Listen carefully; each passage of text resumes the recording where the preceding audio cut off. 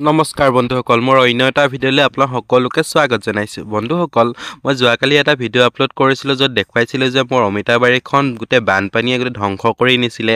তাৰ পাছৰ এই ৰূপ দেখিছে বন্ধুসকল, এজন খেতিয়কৰ বাৰীখন যেতিয়া এনেকৈ আকৌ দেখিবলৈ পাওঁ, কিমান এটা দুখ লগা বিষয়। হয়তো আপোনালোকে যদি খেতি কৰিছিলে, আপোনালোকৰ যদি এনেকৈ পানী সোমাইছিলে, সেই দুখটো আপোনালোকে অনুভৱ কৰিব। যিসকলে পাইছে সেইসকলে এই দুখটো অনুভৱ কৰিব পাৰিব। বন্ধুসকল দেখিছেনে, প্ৰায় 3 বিঘা মাটিৰ যদি অমিতা এনেদৰে গোটেই মৰি যাবলৈ আৰম্ভ কৰে, তাৰমানে ক'বলৈ একো ভাষাই নাথাকে। তাৰমানে কিমান কষ্ট কৰাৰ ফলত এই বাৰীখন উঠিছিলে, কিন্তু কি ক'ব এতিয়া।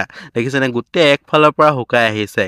কেইদিনমানৰ আগলৈকে এনেদৰে হৈ থকা বাৰীখন যদি বানপানী সোমাই পেলাই গোটেই একফালৰ পৰা মৰিবলৈ আৰম্ভ কৰে, হয়তো তাৰমানে কি ক'ম এতিয়া, তাৰমানে ক'বলৈ একো ভাষাই নাথাকে। দেখিছে ইমান সুন্দৰ হৈ আছিলে বাৰীখন, আৰু ইয়াৰ পাছতে এই ৰূপটো দেখিবলৈ পাওঁ যদি বাৰীলৈ আহিবলৈ কোনো কৃষকৰে মন নাযাব। হয়তো খেতি কৰিবলৈ মনো নোযোৱা হৈ গৈছেগৈ, কিন্তু উপায়তো নাই, খেতি কৰিব লাগিবই।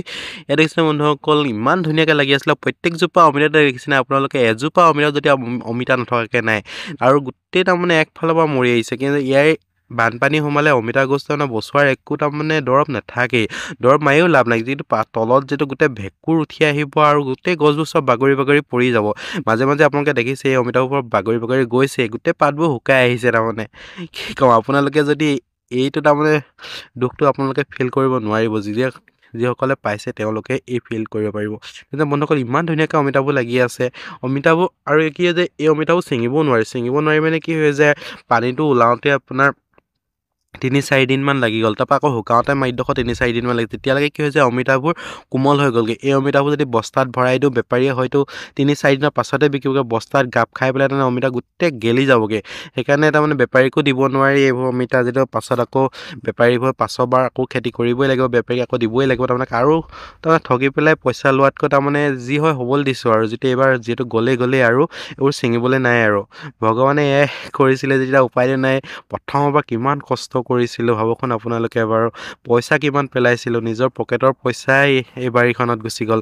যোৱা বছৰো আপোনালোকক দেখুৱাইছিলে, যোৱা বছৰ কমচে 2 বিঘামান পানী এনেকৈ মানে বানপানীয়ে গোটেই শেষ কৰি দিছিলে। যোৱা বছৰ তলখাপত অকণমান লগাইছিলোঁ, এইবাৰ ভাবিছিলোঁ অকণ ওপৰত লগাওঁ, বানপানী নুঠিব। কিন্তু কি হৈছে, এইবাৰো তাৰমানে আৰু ওপৰলৈকে উঠিলে। দেখিছেনে, ভেঁকুৰ উঠি গৈছে গোটেই গুৰিবোৰ। কিমান ধুনীয়াকৈ লাগি আছে দেখিছেনে, এজোপাত তোমাৰ 15 কেজিমানকৈ অমিতা লাগি আছে। যেতিয়া এইবোৰ ছিঙা বেছিদিন হোৱাই নাছিলে, থৈ গৈছিলোঁ, একদম তললৈকে লাগি আছিলে। এজোপা অমিতা গছত খুব বেছি আপোনাৰ 30 কেজি 35 কেজিলৈকে লাগি আছিলে। কিন্তু ছিঙাৰ 2 দিনৰ পাছতে পানী ইমানেই স্পীডত উঠি আহিলে, তাৰমানে এই অমিতাবোৰ ছিঙিবলৈ আমি একো চান্সেই নাপালোঁ। আৰু তাৰমানে অকণমানকৈ তাৰমানে বহুত স্পীডত পানীটো উঠি আহিলে। এই বাৰীখনৰ ক্ষতিপূৰণটো এতিয়া চৰকাৰে নিদিয়ে। যোৱা বছৰেই অমিতা বাৰীখন ডুবাওঁতে একাউণ্ট নম্বৰ ল'লে, কি ল'লে, তাৰ পৰা ক্ষতিপূৰণ দিব বুলি ক'লে, ক'তাই আজিলৈকে একোৱেই নোসোমালে। এই বাৰীখনৰ ক্ষতিপূৰণ দিম বুলি কৈছে, কিন্তু আশা নকৰোঁ। তাৰমানে ক্ষতিপূৰণটোতো কেতিয়াও নিদিয়ে চৰকাৰে। আজি ভিডিঅ'টো এনেদৰে অকণমান বনালোঁ। ভিডিঅ'টো ভাল পালে লাইক শ্বেয়াৰ কৰিব আৰু মোৰ চেনেলটো ছাবস্ক্ৰাইব কৰি দিব। ধন্যবাদ।